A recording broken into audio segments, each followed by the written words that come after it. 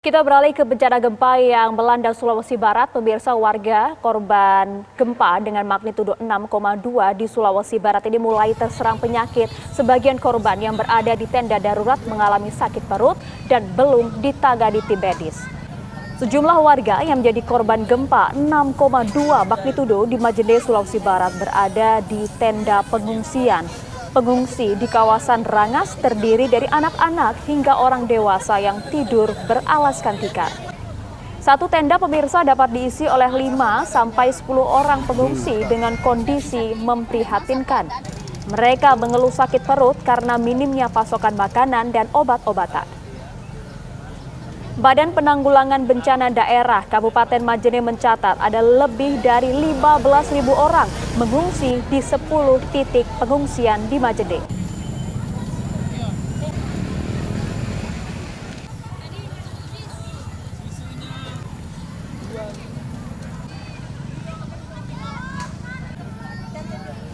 Pemirsa, langsung saja kita akan mengajak Anda untuk berbincang dengan rekan kami, ada Rasman Abdurrahman di Majene, Sulawesi Barat. Rasman, bagaimanakah kondisi para pengungsi hingga saat ini, Rasman? Ya, pemirsa TV1, dapat kami kabarkan pasca gempa beruntun yang terjadi di Kabupaten Majene Barat sejak 3 hari terakhir, gelombang pengungsi terus bertambah.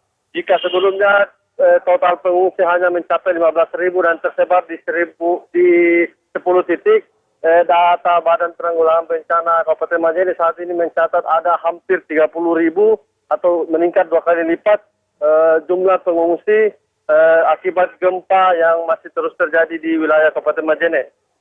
Ke 27.850 pengungsi tersebut tersebar di 25 titik lokasi pengungsian.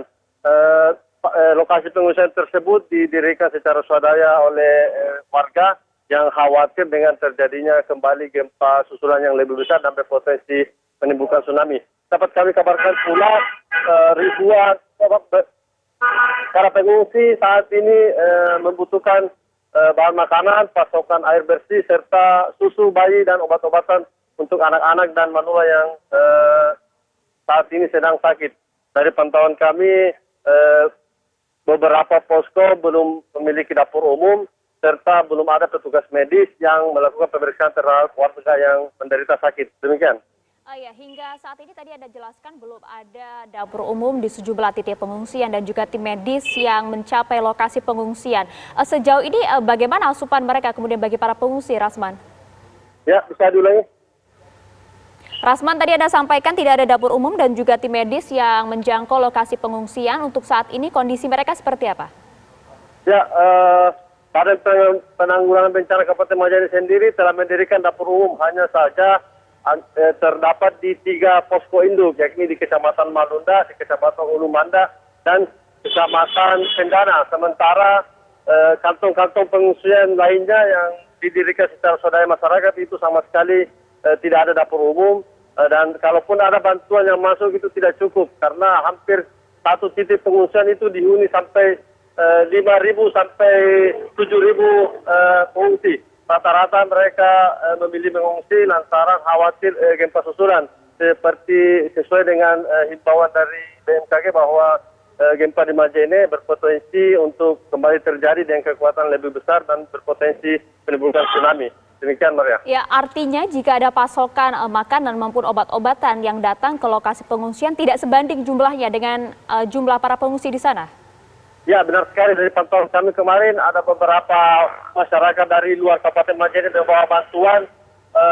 Nyaris hanya 5 menit bantuan tersebut habis dan hanya beberapa kepala keluarga saja yang dapat menerima bantuan. Sementara yang lainnya harus gigit jari karena jumlah mereka sangat banyak. Selain itu, para pengungsi juga mengeluhkan tidak adanya bantuan tenda yang memadai karena mereka hanya memakai tenda-tenda biasa yang kalau hujan bisa kemasukan air. Warga juga telah meminta bantuan kepada dinas sosial, namun memang banyaknya pengungsi yang sudah hampir mencapai 30.000 jiwa membuat dinas sosial dan TNI Polri dan BNPB kewalahan untuk memenuhi kebutuhan mereka serta memenuhi kebutuhan tenda para pengungsi.